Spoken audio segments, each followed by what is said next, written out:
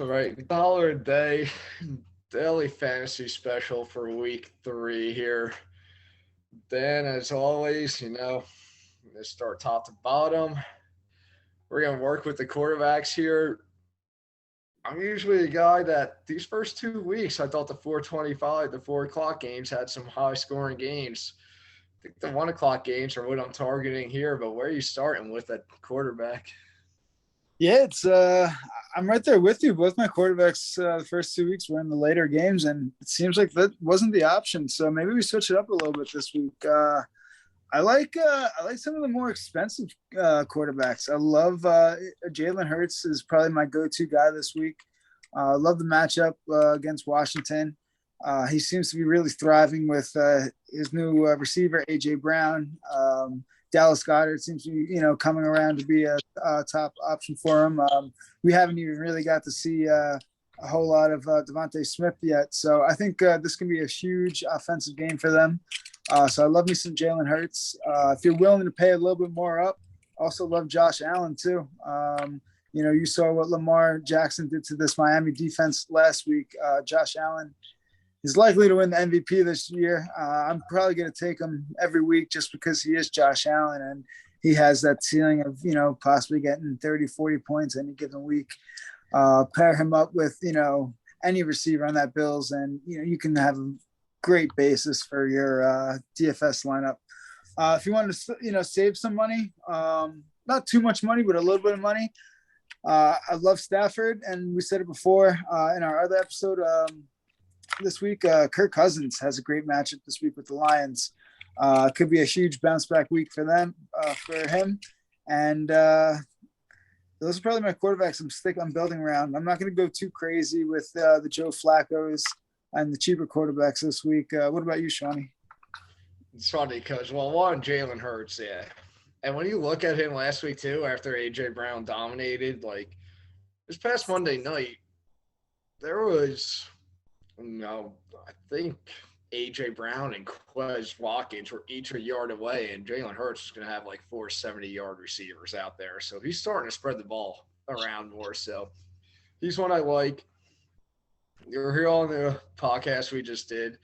I love Kirk Cousins this week against Minnesota. We'll bash Kirk Cousins. Sucks in prime time. We obviously know that, but 1 o'clock game at home against Detroit. This is the type of game Kirk Cousins is to come out, probably sling at least 3 touchdowns. I think he has a chance for 4, and I think he'll hit over 300 yards. And as much as you didn't like some lower budgeted quarterbacks, there's actually a few I'm looking at. And one, I'll go to all reliable. I mean, Derek Carr is hitting 250 and 2 touchdowns, every week so far. He's consistent with that. And, like, his game of breaking out for 300 and over 3 touchdowns is coming. That door is open again today against the Tennessee team that Josh Allen just torched coming up this week. So, for 7,100, I think Derek Carr, once again, is a steal. Confirmed me twice, but at the same time, he's still hitting that 250, 2 touchdowns. That breakout game's coming in. If you want a cheap one, this is very receiver dependent. I'm going to need him back. But Matt Ryan is $6,700 this week. And when he had Michael Pittman week 1 and he was playing from behind, Matt Ryan threw for 350 yards and a touchdown. If he gets Michael Pittman again against the Kansas City defense that we've seen you can throw against, he's probably playing from behind. So he has a chance of throwing for 300-plus yards and hitting Pittman for a score, and he's under $7,000. Weren't you high on Matt Ryan last week, though? I was, but to be fair, when we recorded this podcast, that was before we knew about a Michael Pittman quad injury. True. All right, fine, fair enough. I'll give you that one. There's a lot with that. So, I'll give you that one. All right, so this is like your redemption week for that. And I did bring it up. I said this is very Michael Pittman dependent. If he's not playing, you obviously don't play Matt Ryan. You learn from that, but Michael Pittman did play week 1, and they were playing from behind. Matt Ryan threw for 350 yards and a score, and I'm going to assume they're playing from behind against a Chiefs team that you can throw the ball against. We've seen that over the years. So, yeah, no, I don't hate it. But yeah, if Michael Pittman's out, you don't play Matt Ryan. All right. Let's Let's move hop to down. the All right, running backs. Running backs, I think you can save some money this week. I like some of the cheaper options. I'm curious on what you're going to say here because when I was like kind of putting my lineup together, I always do my rough draft before the podcast, before my final thing comes in on Sunday, my best lineup. But to get a good idea of the big guys I'm thinking of, I was actually torn at running back this year, and I found one guy for a low price, but you think you could save money. So I'm curious on where you're going with this. I'm not saving too much more. I'm more of dipping into like the 6,500 range. I love James Robinson this week. He's seems to be still a big piece in that offense for the Jags. I just like his price tag. I believe he's either 65 or 6,600. So I like his. I also like the Jets running backs. Hall, Carter, you can't really go wrong. I think the Jets lean a lot more on the run. They've been throwing a lot more than they've wanted to. Maybe if the game script goes their way, they get to more ground and pound this week. But I'm not saving too much money at the running back position. But I do love the price tag of David Montgomery. He's 7,100. I think he's finally due to have a big game for the Bears. And if you don't want to get the more expensive options like the Cooks, the Ecklers, the McCaffreys, the Henrys, I love D Swift this week. I think it's going to be a high scoring matchup. He seems to be okay with the injury that he's battling. So I expect a lot of D Swift this week. Yeah, it's D Swift. I'm not worried about his injury. If people are looking at that, he went through the same thing last week. Like, Lions are just kind of going to load management here during the practice week. If you're worried about him, commit to him because he's going to play. He's going to be fine. With that said, I'll start with David Montgomery too, one guy you mentioned, because my rough draft lineup, he's actually one of the guys in my lineup, and he is just a guy that I think was highly underdrafted coming into the year, but it's still David Montgomery. But when you look at what he did last year and what he's doing to start this year, like the guy simply gets the ball. 15 carries for 122 yards last week, I believe. Something along those lines is just something that cannot be overlooked. 15 from 122, a couple catches, like 7,100. That's a very good deal. He did make my lineup.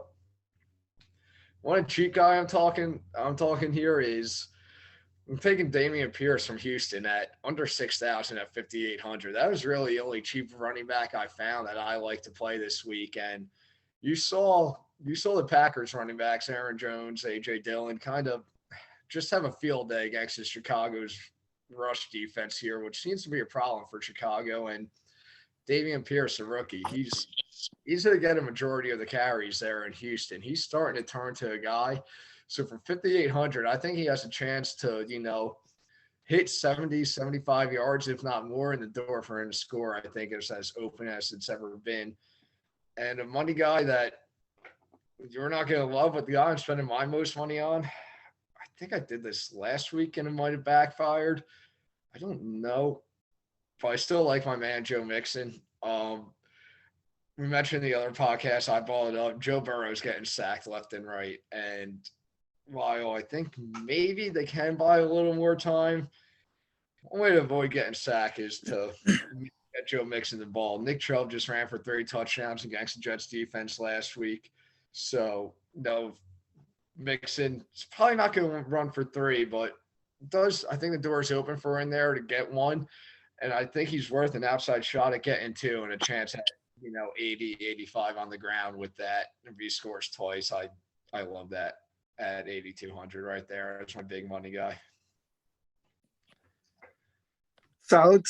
I don't like anybody that goes up against my teams. You know this, but what's Joe Mixon's price tag? He's 8,200. 82. So that's crazy. A lot of money. I feel like I'd rather find some value in the 8,000 at the receiver position, which we'll get into in about a second. But I was going to say, if you are going to pay up in the 8,000 range, I do love Dalvin Cook and Eckler. I think Dalvin Cook is just going to be in a high-scoring game. I believe he was kept out of the end zone last week. Correct me if I'm wrong.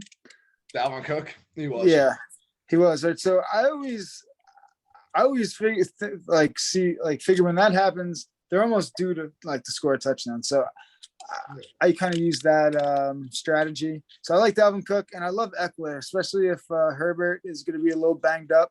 They might lean on Eckler a little bit more, maybe short passes.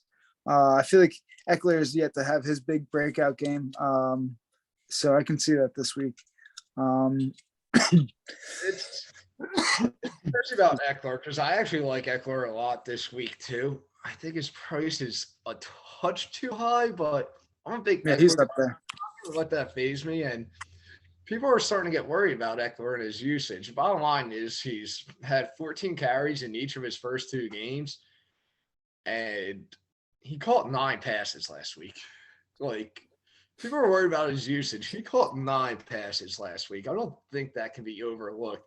He did not have a good game at all and everything, and he's still, in FanDuel terms, under 100 scrimmage yards and still got you 14 FanDuel points. It's just a safe play with the amount of times he's going to get the ball and everything. And, Eckler, I believe, hasn't scored yet this year either, too. And it feels like against Yeah, he's Jack. definitely way overdue for a touchdown or two. That door is open for him to score this week. All right. Let's get into receivers. I got 3 receivers on my team, and I think I cover all the grounds here. So I'm gonna go through them with you right here. No, I got a money guy because I spent money. I got a middle guy, and I got my low end guy. And I'll start with my money guy. I love Kirk Cousins this week. I made it work on my team where he fits for 9,500 on this stacking with Justin Jefferson. Bad game against Darius Slay this past Monday night. Slay got the best of him on his home field and everything, but we know everything Justin Jefferson can do. Detroit does have some corners there, but I don't think they're ready for guys like Justin Jefferson. Detroit has allowed some points. I think he bounces back strong here. I'm playing Kirk Cousins, so I'm going to spend the money on them, make sure I pair those 2 together. Going to go to the guy I have mid-range who I like this week too, and he's only 7,000, and there's a chance Keenan Allen doesn't play still. To be honest, I'm starting to think Keenan Allen might not play again, but even if Keenan Allen does, Mike Williams for 7,000 actually feels like very good value against this Jaguars team, and it might almost be better if Keenan Allen does play just to open it up more for him. But with that said, big week for Mike Williams last week. I think he bounces back, and a low money guy who I actually traded for with Jack that I think is ready to come up. Treylon Burks on this Titans team, he played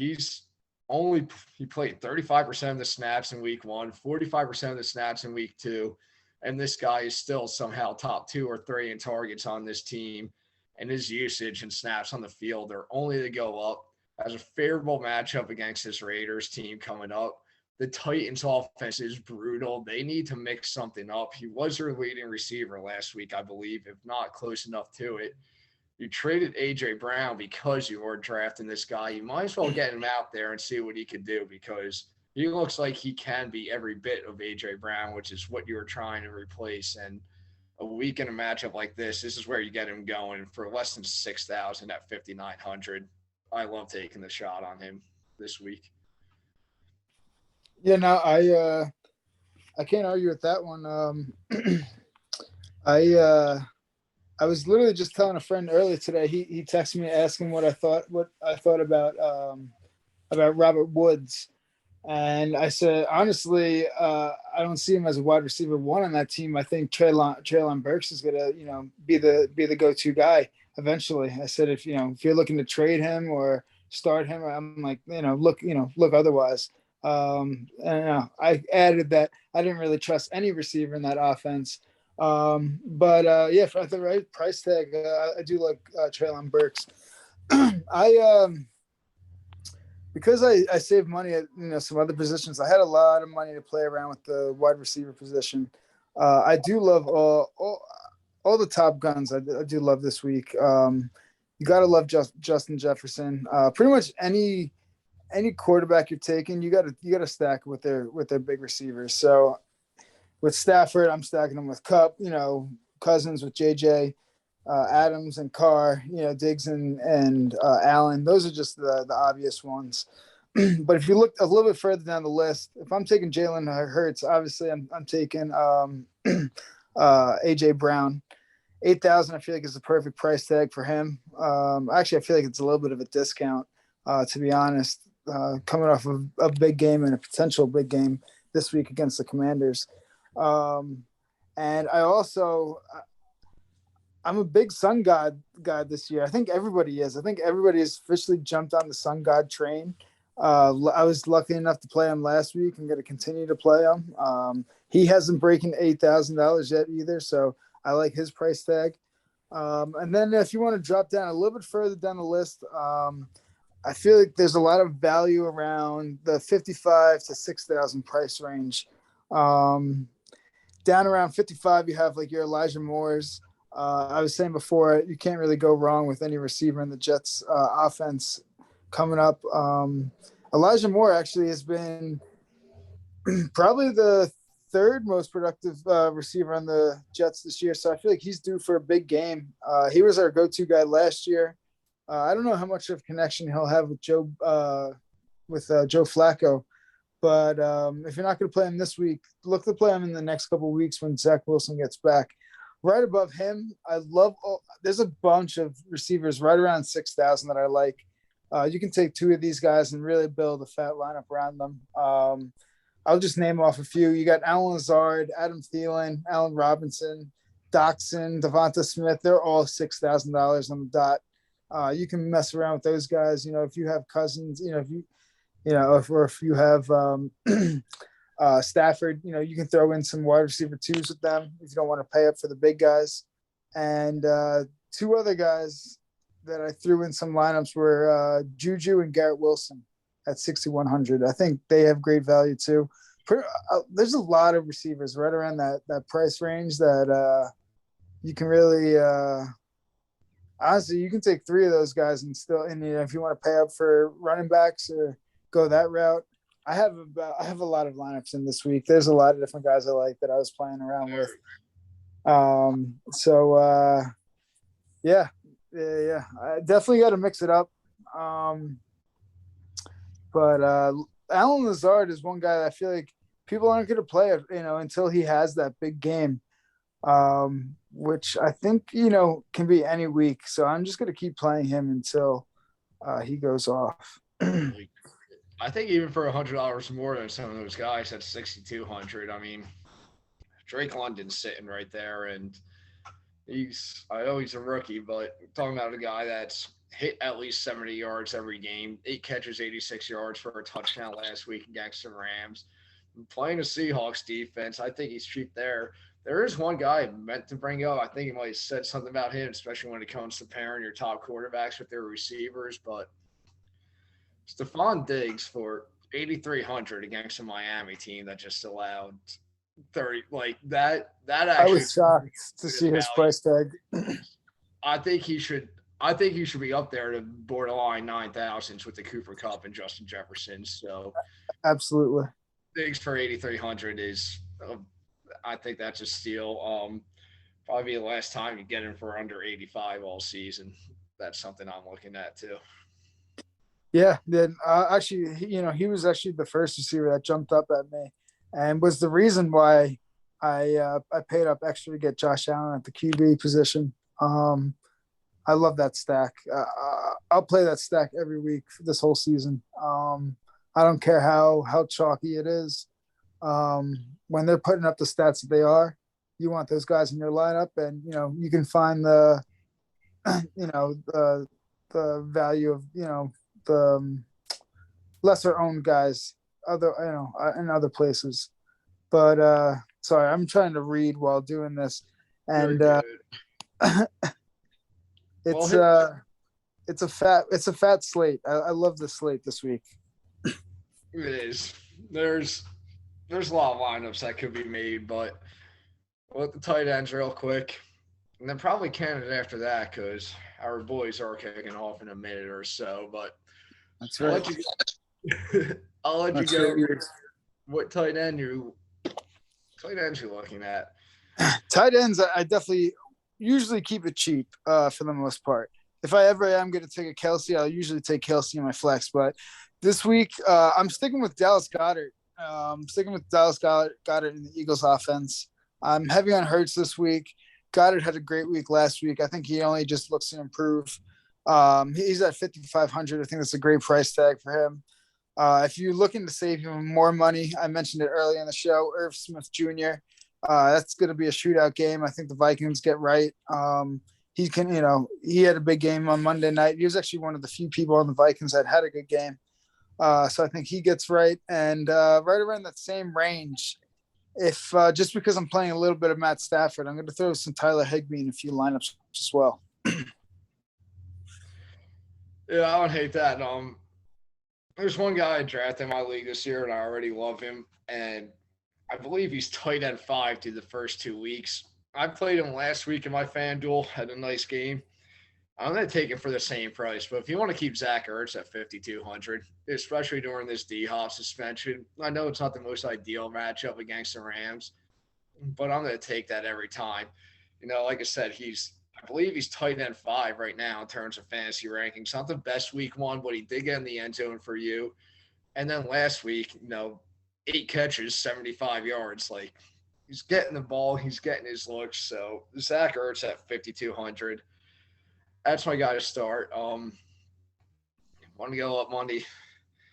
I know here's a big topic of discussion this week. Both these guys, big topics. So I'm involved in this great, but Don't say it.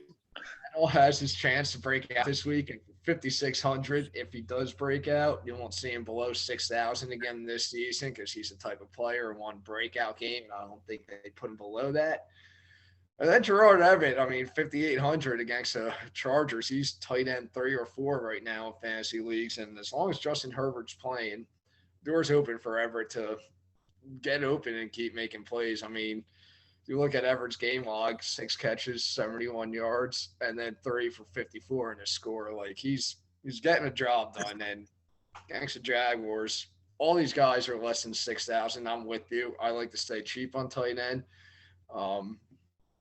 The only times I consider Kelsey is when I play a guy like Pat Mahomes, but I usually not try to go for top-end quarterbacks either, so it's rare that happens. Well, I can't argue with Pitt's price tag. At that price, I am even intrigued to maybe throw him in a lineup or two. I will honestly be very happy when I see him over 20% owned and like 5 points next to his name and him not in my winning lineup. So I'll come back to that next week. So anybody with Kyle Pitts, don't really plan on winning much money this year. I'll just leave it at that. Yeah, I'm going to be a sucker that throws him in a lineup or two. I'm going to be straight up honest, dude. Pitts is going to make a couple of my lineups this week. I know. It's not the last time either.